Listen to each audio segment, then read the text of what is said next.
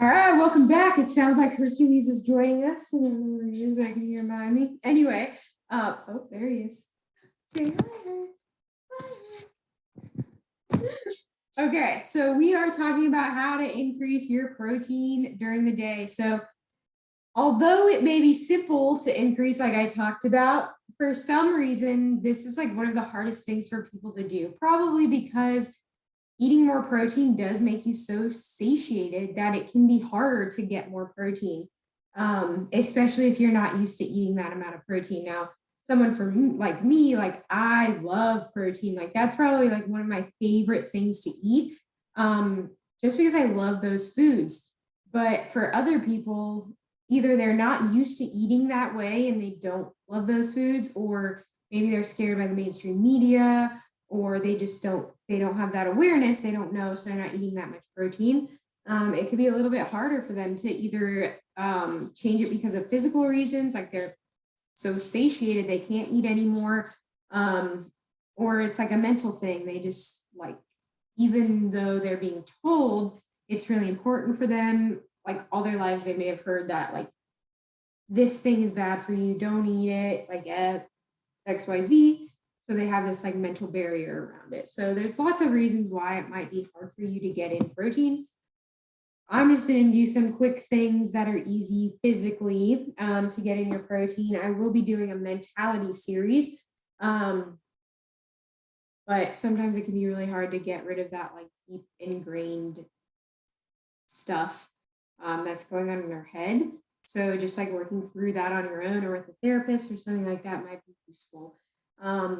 But here are some easy ways to just increase your protein throughout the day. So the first one is, this is really important. Make sure you are measuring your protein raw, or you're tracking it that way. And the reason is because when you cook protein, it loses water. So the weight of the protein is going to be less, but you're still getting in that amount of protein. So generally speaking, when you cook, like let's say chicken or turkey, you're going to lose about 25% of the weight from water. So if you go to weigh it, let's say you put 4 ounces in the pan, you're probably going to have like 3.25 ounces or something like that. So that's a significant difference. If you're weighing out 4 ounces because you think 4 ounces is, let's say, 25 grams of protein, you're weighing it out cooked, you're actually getting like 5.3 grams or 5.3 ounces of protein, which could put you at like 35 grams of protein instead of the 25 that you thought you were eating. So make sure, like, first of all, just even if you aren't measuring it raw, make sure you're tracking it the way that you're measuring it, because that's going to be really important. But I think measuring it raw is going to be like the easiest way to go, because you don't know like generally how good like the apps are with like if all the apps are considering like the cooked food the way that you're supposed to. So one way that I like to do this is, let's say I bulk prep all of my protein, and I take it out per day, per meal or whatever, and I'm looking for 4 ounces of ground turkey. What I'll do is I'll go into my calculator.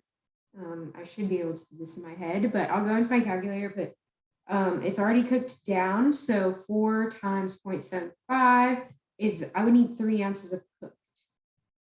All right. And then I'll just track it as 4 ounces in whatever I'm using to track.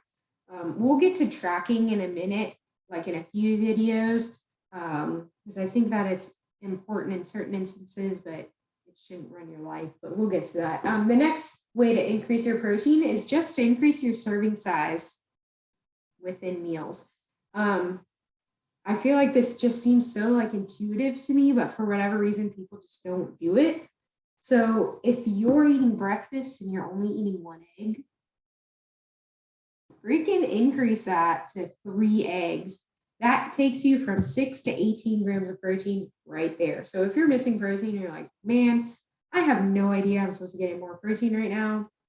Boom, just increase the serving size within your meal. with whatever protein you're already eating. No need for supplements, no need for freaking out about how you're going to add in more. At the end of the day, just increase it at every meal. And that's why I kind of brought up like how much you can actually eat within a meal.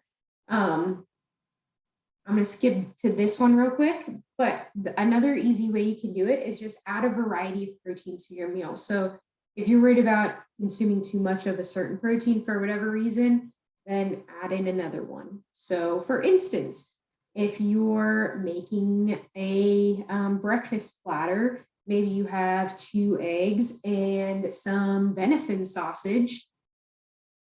Boom, 2 different sources of protein. You're not getting in too many eggs, not getting in too much sausage.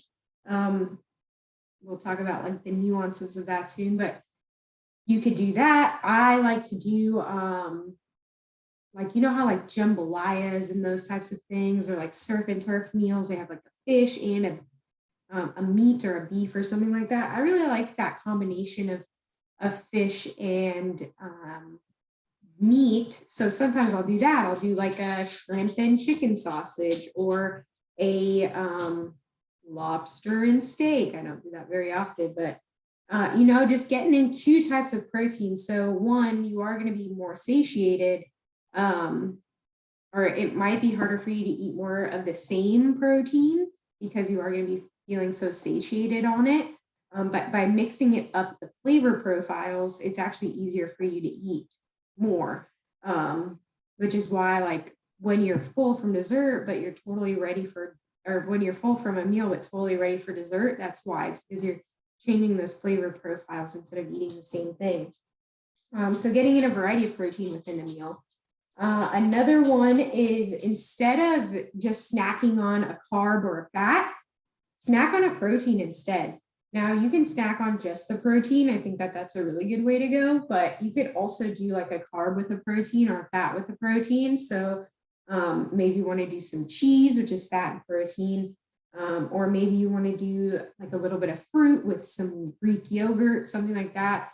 That's going to be a really good combination, and it won't spike your blood insulin as much as it would if you were just eating the carb by itself.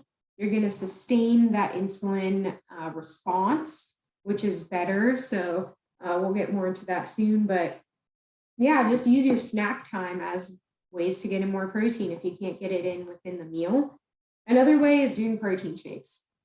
Now, the reason I'm coming to this last is because I don't think it's necessary. I think that people use protein shakes as a crutch.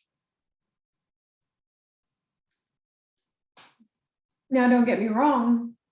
I love using protein powders to make food easier for me. If I'm making a smoothie, maybe I'm in a rush after the gym and I didn't make a breakfast meal, or I didn't bring my breakfast with me. Doing a protein shake is really fast. It's really easy. The only thing is usually it's only protein. So it's not going to hold you over for that long. Like, even though protein is satiating, like really drinking it is not going to be that satisfying. Especially because a lot of our digestibility comes from chewing and creating the saliva and going through this whole process. And if you're just straight up drinking it, not chewing it or anything like that, then that's when you're going to kind of run into that not satisfied, hungry 2 hours, an hour later issue. And that's probably going to be from like true hunger versus a drop in blood insulin. So just like be careful with the protein powders. Real food, whole food is going to be way, way better for you anyway. And like all these protein powders now are just trying to maximize on profit. So you really have to make sure that you're getting in a protein powder that, one, doesn't have any toxins or heavy metals, because that's not going to be good for your body whatsoever. And we're trying to put good foods in your body. And then the other thing is, like, in any excess amount, like there could be, just like high levels of that kind of stuff. It might not be a high quality protein because the protein powder company is just trying to make a buck. They buy the cheapest protein powder that they can find, and then they bottle it up and sell it to the consumer. So just be really aware of that. One really good website that you can go on is consumerlabreport.com. You can look up almost any supplement brand. If you can't look up a supplement brand on there, you probably shouldn't be eating it anyway. But it'll give you like these third-party testing, which basically just shows you what's in actual protein. Like, are you getting the amount of protein that one, the bottle is telling you? Two, does it have any of these toxins or heavy metals or anything like that? And really, like, is this a good supplement to be adding to a routine that you're trying to be fitter and healthier in? So yeah, generally I like to stick with like whole food servings of protein. You absolutely can't get that amount of protein in without a shake. Just be aware of some of those things. And some of those things that I listed off are the reason why people can't digest protein powders, why you hear about like these protein powder shake farts and constipation and gas and bloating and all that kind of stuff. It's really not because of the whey. Let me just tell you that straight up. It's most likely because of like other shit that's in there. So just be aware of that. You can also always email whatever supplement company that you are taking it in from and just ask them for their third-party testing. What you would be looking for is just like really high levels of or abnormal levels of heavy metals, making sure that the amount of protein in there is actually like what it's saying. Looking for amino acid levels. You should be looking for a protein that has all 9 essential amino acids to replicate animal meat. Yeah, so those are 2 things you can do. If you don't know how to read those lab reports, usually like in consumerlabreports.com, it'll tell you if there's anything significant that you should be looking out for. But if you email the company directly and ask for third-party testing, their test results from a third-party test company, which means like they have no affiliation with the supplement brand, like send it to someone you trust, send it to me, send it to someone who knows how to read it, and just make sure that you're getting in the right supplements for you. So yeah, that's how I like to increase the amount of protein that you're eating during the day. It doesn't have to be hard. Like, don't overthink this. You got this. You can eat the amount of protein that you need to in a day. And again, just play with those ranges and see what works best for you. Look at recovery, look at sleep, look at how quickly you can do a hard session in the gym and then get back the next day and do another hard session. All those things really matter. And how well you're sleeping and things like that. So just be on the lookout for that. And if you're having any more trouble with how to increase it, like just let me know and we can definitely talk about that. All right, see you in the next one.